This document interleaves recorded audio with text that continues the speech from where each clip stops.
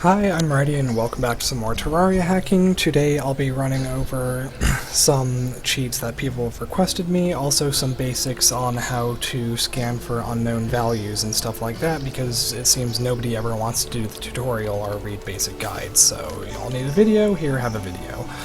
Alright, so one of the first things we're going to do is make sure you have Cheat Engine 6.4 later installed, attached to Terraria, blah blah blah. I'm going to assume that you watched the previous video on AOB and injection because it will show you some of the stuff I'm doing here. I'll link that in the description.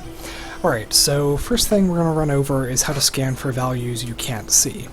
Now, so I've got 500 out of 500 health, it's displayed right here, I see it when I hover over it. I have 260 out of 260 mana, it's displayed when I hover over it. But what about my breath? You can see it, but it's not actually displayed numerically. So a lot of times in games there will be values that you can't actually see because they're not displayed, and also there will be values that are displayed to you, but they're not displayed in the format that the game is storing them in. They could be, just simply in a different format, they could be multiplied or divided, they could be offset from a base value or something like that. So it's very important to know how to scan for values you can't actually see. You need to be able to do that to get out of beginner stuff. Alright, so first thing we're going to want to do is, let's just leave the value at 4 bytes, scan type to unknown initial value, because we don't know what it is. So first scan, it appears to have no results, but in reality it has every single result in the game. So it's not going to bother displaying any until we filter it down. So alright, so our breath meter has decreased. Let's change scan type to decreased value. So now it's searching for all those values that were there and have now decreased. Let's go back to the game, let it decrease some more, choose decreased again. Oh, all these values are changing, but those can't be right, because red values are ones that have changed, because our breath isn't decreasing. Terraria.exe is still running, but the game is set up to effectively pause gameplay mechanics while the window's not in focus, so these can't be it. So apparently a lot of these are changing when we don't need them to be. So we'll choose unchanged value, so we'll only show values that haven't changed, because this can't be changing. Click that a couple of times and you'll notice that the found number is going way down. Go back here, let it decrease a bit more, choose decreased. Alright, now let's go out of air and let it increase. So it's increased again. Our breath meter is higher than before, so we'll choose increased value. So changed, unchanged, increased, decreased. You should definitely do a variety of these, as long as you can control the value somewhat in game. Let it decrease some more. There we go. Just to try to filter it down to what you have. Decreased more. Decreased even more. Decreased more. Alright, now we're down to a low amount of values. Increased. Alright, now we're down to just 3 values. So this is 200, these are much higher values. Oh, and those have changed when our breath hasn't changed, so it's an unchanged value, so that must be it. So let's just make that air. And in fact, let's change that value, 100. Yep, that's it. So our max air is 200. Now we can freeze this address, and we will effectively get infinite air because Cheat Engine is resetting it rapidly. You can't actually freeze an address with Cheat Engine. When you do it, what Cheat Engine is actually doing is just, you see the freeze interval, 100 milliseconds? It's just resetting the value back to whatever we want every 100 milliseconds. For basic things, and for testing, and for older games like this, that's generally fine, because effectively you'll never drown, because your air is getting reset back to full far faster than it can ever drain. But this cheat won't last. This is just targeting one specific address, and this is not going to be the same address, next time we run the game or even the next player. So this is why we do the AOB injections and things like that. Right-click, find what writes to this address. Attach the debugger, continue, yes. Alright, logging window. Alright, so we have some things here. Well, let's figure out what they're doing. Click this. Alright, so add 3. So apparently this is adding and resetting our air while we're above ground. Let's go underwater, and those stop because our air is no longer being added to, our air is being subtracted from this decrement statement. So now that we know what's going on here, click stop. Alright. Now here, like in the previous video, Control A to bring up the auto assemble window, template, cheat engine framework code, AOB injection, enter on the address because it's the one we selected, that's the one we want. Name, subtract air because that's the name for the code we're targeting. And like before, we can either delete this or we can comment it out. I just prefer to comment it out. So this will no longer be executed. Assign to current cheat table, close this, check. Here we go. Now the air meter is no longer subtracting. It's effectively frozen from decreases. Now, when we go in like this, the air meter isn't flickering either because it's not resetting the value and then letting it get subtracted and then resetting it. This disables the subtracting error in general. So AOB injections that modify code are just scripts that modify code in general, tend to produce more stable and cleaner results.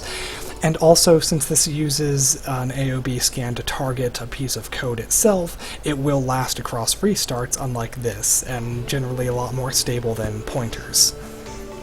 For games that are written in .NET or any sort of managed language or anything that's compiled on the fly like Java or Flash or anything. Alright, so that's how you find values you can't see. Now, people have wanted to figure out how to do infinite hoverboard. Alright, so replace the rocket boots with the hoverboard. Now let's use the hoverboard a bit, see how it works. So we have a limited amount of fuel. This appears to work sort of like wings. There we go, I ran out of fuel and I had to hit the ground. Yep, this looks like it's wings. Works just like wings. Alright, so we're going to use... We can't see the value. We can't see the fuel meter or the flight time or whatever the hell it's called internally. We don't even know what it's called internally, so we're going to use the same sort of thing to figure it out. Alright, so new scan. Go back to unknown initial value. First scan. Alright, now let's use some of the fuel. Decreased. Use some more, decreased. Use some more. Yep, decreased. Alright, now it's increased from before because we've jumped so we have more fuel. Unchanged a few times. Get rid of all those randomly changing ones. Alright, now it's decreased. Decreased again. Decreased again. Decreased again. Let's just... Alright. This isn't filtering down nearly as much as we want. Let's try a different thing. Increased. Unchanged, because we didn't use any extra fuel. Boop. Now we're down to a lot less values. Alright. Let's look for... increased. Oh, come on, really, game? Always when I'm freaking recording. I swear to God.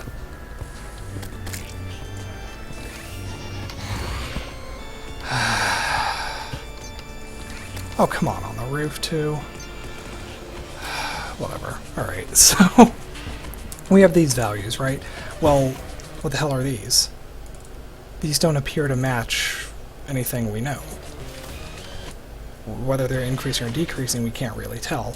Or, in some cases, it could be that, especially if you're typing in numbers, you can't see it. Well, there's a couple reasons for this.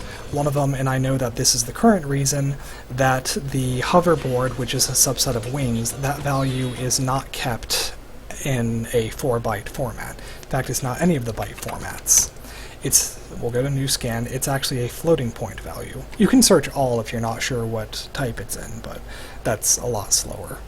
So we'll go for float, unknown initial value, first scan, alright, decreased, decreased more,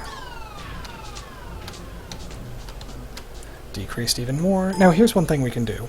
I'm out of fuel, so I can actually change it to exact value temporarily. Just type in 0, because we're out of fuel, so I'm just guessing that it's 0. This may or may not be correct. For Terraria, it happens to be. Boop. Oh, all these changing values. Unchanged. Alright. Now I'll go back and jump again, so I've got more fuel. Increased value. Decreased value. Decreased value. Decreased value. Unchanged. I'm just repeating the same sort of steps from before. Decreased value. Oh, okay, there's something that looks like an actual number. That looks like it. It's 0 now, and it's 170. This must be the wing timer. And if you look, the address is very similar. It's very close in memory to the air. Now, if we go to air, find what accesses it, you'll see that it is ESI with the offset of 290. If we go to, let's see, just name it hoverboard fuel. Find what accesses, plus 1FC. So these look like they're in the same structure, which we'll run over in a bit. Alright, so this looks like it. So let's see what writes to this address. And we're definitely getting different instructions. We're not getting any sort of move or addition. This is a floating point instruction, along with, this is specifically floating point, store, and then pop a value. This floating point instructions are different. They store memory in different ways, they modify it in different ways, and especially ones that end with a P, you don't want to remove these. They can be harder to read sometimes. You can go over and read guides on it. I'm not going to explain it. If we subtract the fuel, we get another one that's like this. Well, wait, what? Why are they both the same if one is resetting and one is subtracting? Because they're not.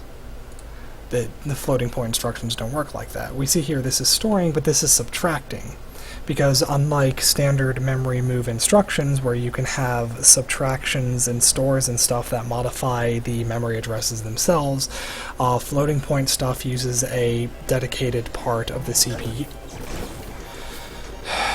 Floating point stuff uses a dedicated part of the CPU to store those values so they don't get written into memory until it's specifically told to do so.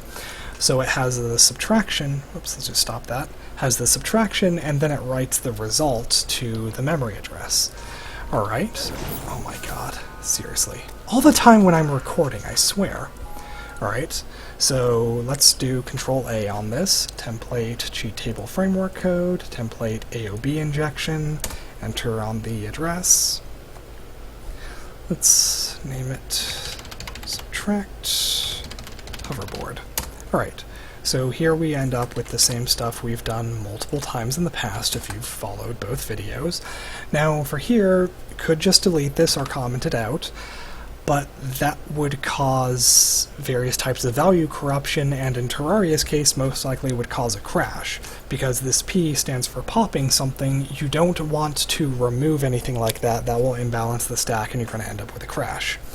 But how do we do this? We want to change or overwrite the result of this.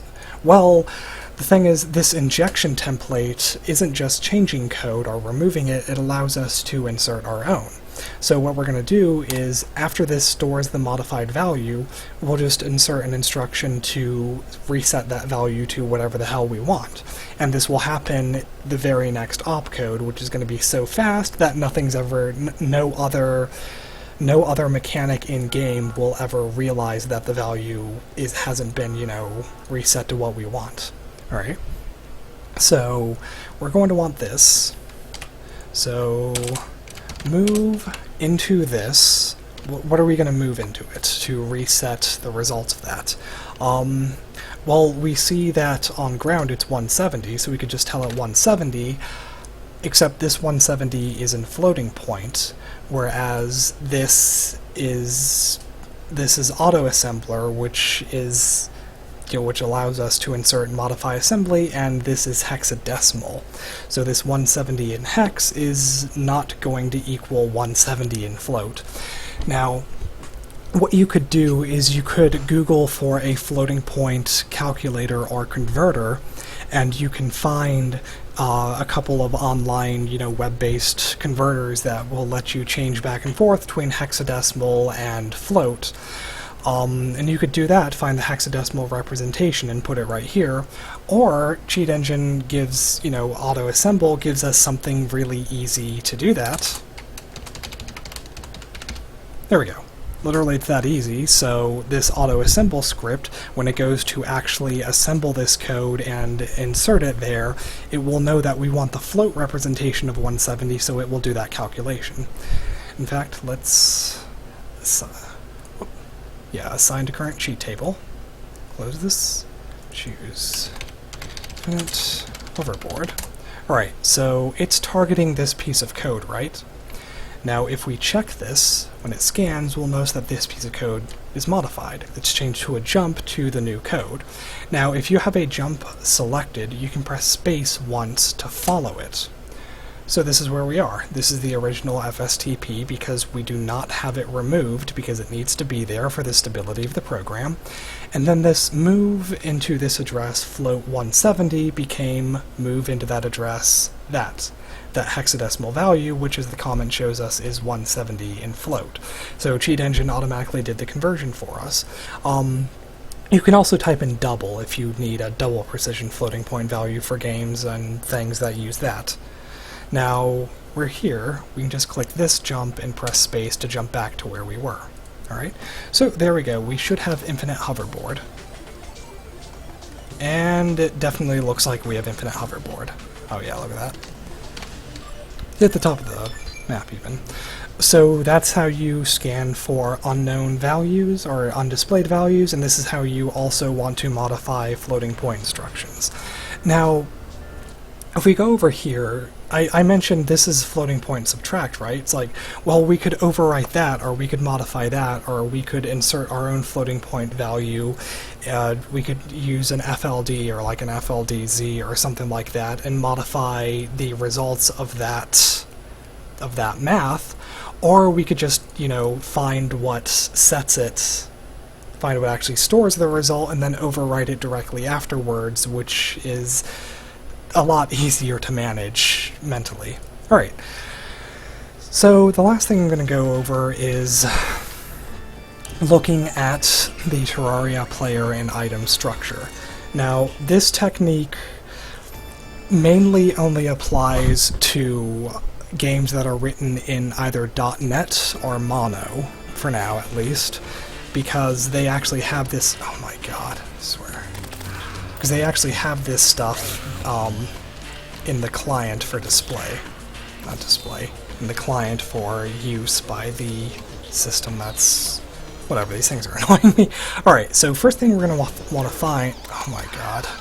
We're going to want to find the structure of the player. So we want to find the base value for that structure. Well, the amount of air that's left is definitely going to be in the player structure, as would, oh my god, something like health. In fact, let's look at health first. All right. So currently 303 health, new scan. I happen to know that health is a 4-byte value, 303. Oop. Oops, let's change that to air because I've got to relabel it later. Regen a bit, 305. There we go. I notice that all of these are very close to each other, so you can assume that they might be in the same structure, and in fact, right-click it, find what accesses this address. Alright, so that's plus 318. What is that one? So the hoverboard fuels plus 1FC, so stuff like that, and you can do the hexadecimal math on the addresses to see what is or is not in the same structure.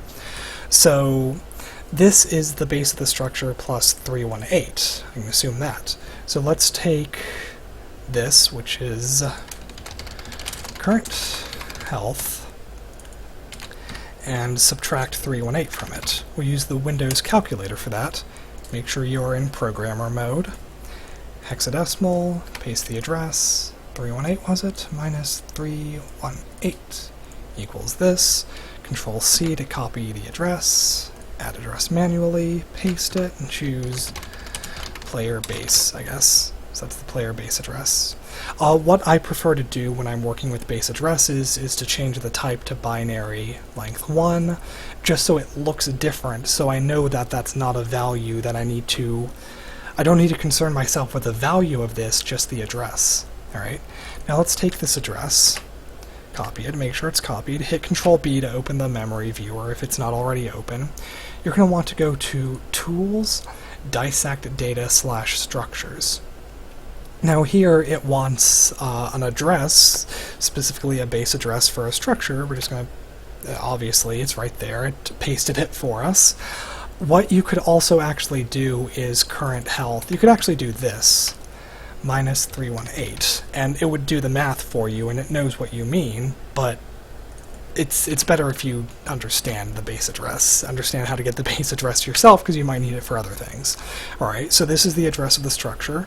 We're going to want to go to Structures, Define New Structure. Give a name for the structure, Terraria.player. Wait, what the crap is this? It's not inserting some generic name. It's actually pulling up the name from the game code, and this is how we know that we got the proper address here. If you're working in a game that's not .NET or not Mono, or you're working in an older version of Cheat Engine, or the .NET data collector isn't running, or something like that, then it will have just a generic name and it won't be pulling up all the info. But since this is a .NET game and we're using a recent version of Cheat Engine, everything's working properly, it pulls in this default, which we're just going to want to accept this. Now I asked, do you want Cheat Engine to try to fill in the most basic types of the struct using the current address? This is going to mean one of two different things depending on whether the game is .NET or not. For a non-.NET game, it will search the memory of the structure. It'll also ask you for the size, because it won't know the size, and it will basically try to figure out what type an address should be. It won't have any labels or anything. It will just basically try to segregate memory, and you can fill in the blanks yourself. But Terraria is actually a .NET game, so all of this info is accessible and Cheat Engine can parse it now. So we choose yes, and there's the Terraria.player structure. You can get at this using other debuggers and things like that, but having access to it in Cheat Engine and having it integrated into Cheat Engine is very nice. Lots of talking. Alright, so these are the various structures for the game itself. Or various structures. Oh my god. I can't English today, I swear. These are the various values in the structure for the game itself, for the Terraria.player structure. There's different structures, like the Terraria.npc structure. If you were to do this off of an enemy's health, you could find the NPC and enemy structure. Alright, so this is the Terraria.player structure using our current address as the base. If you go back to this later, you're going to need to put in the current base address if you run the game or change something so the addresses change. You're going to need to put in the address and then choose Terraria.player. Anyways, for now, we just created this. This is the correct address, so all these values should be correct. Alright, so let's look at these various values. Well, what the hell is this? Width and height? The player width and height? Yes, these are right here, and we can see them, we can modify them, find what accesses them. How would you scan for these values normally? Well, they'd be almost impossible to scan for, because they don't actually change. You'd have to, dissect the structure yourself manually, but with this, we can see this. So we can see all these things that don't change, and it would be difficult to scan for. In fact, we can see everything that we'd normally have to scan for. That would be part of the player structure itself, like lava time, breath cooldown, or current breath, which we found cheat for earlier. It's right there in the structure. Alright, so let's look at width. What if I want to change my width? Well, from here, if you select something and press the A key, just A, not Control A or Shift A, the address gets added to the list over here. Alright, so it's currently 20, let's make our width half, let's change it to 10. Alright, well, what if I do this? Boop. Well, with half width, you can fit through a 1 block wide space now. Isn't that just neat? Alright, let's just change it back. So there's something you can find and modify that you normally wouldn't be able to. Or that normally would be quite difficult to manually do. Alright, let's look at other things. Let's see. There's actually substructures in here denoted by the arrows. But we can find all sorts of stuff, including things for various buffs you may or may not get. You can find wings and wing time and stuff like that. I happen to know that the hoverboard is a subset of wings. It's a special category of wings. If you were to look up, by the way, rocket boots, those are actually 4-byte, they're not float. Let's see. Immune time and immune alpha, that's the mercy invincibility. So you could scan for those manually using, increased or decreased, or you could find them here and get infinite immunity. In fact, let's just do that real quick. So immune time, so that value's there. Let's find what writes to this address, and let's go get hit. So that the mercy invincibility activates. There we go. Alright. So looking at this, it looks like it got changed once. Yep, it got set to 28 in hex, which is 40 in decimal. Terraria operates at presumably 60 ticks per second, which would equal 60 frames per second, but thank God they disconnected ticks from frames back in like 1.1, I believe, or slightly earlier, I don't remember. So that sets it, and then we have 40 instances of this, which decrements it. Alright, so what if we were to Control A, template cheat table framework, template AOB injection on this address, wait for it to find a good signature. Let's name it Mercy Timer Decrease. Alright. And since this is a decrement, this is working with byte values, we don't have to worry about the stack, we can just comment this out, assign to current cheat table, close, infinite mercy. Check this, wait for it to scan and find it. Alright, so if this worked, then once we get hit, boop. Alright, now the mercy invincibility period, where we can't get hit again, is infinite. So we pretty much, this is how I did the invulnerability code. But why am I flashing? Because there's two values in play here. There's immune time and immune alpha. Those of you that have done any sort of graphics work may know that alpha is one of the multiple phrases used for sprite transparency. So you'd have to make a code to modify immune alpha to stop changing that as well if you wanted to stop flashing.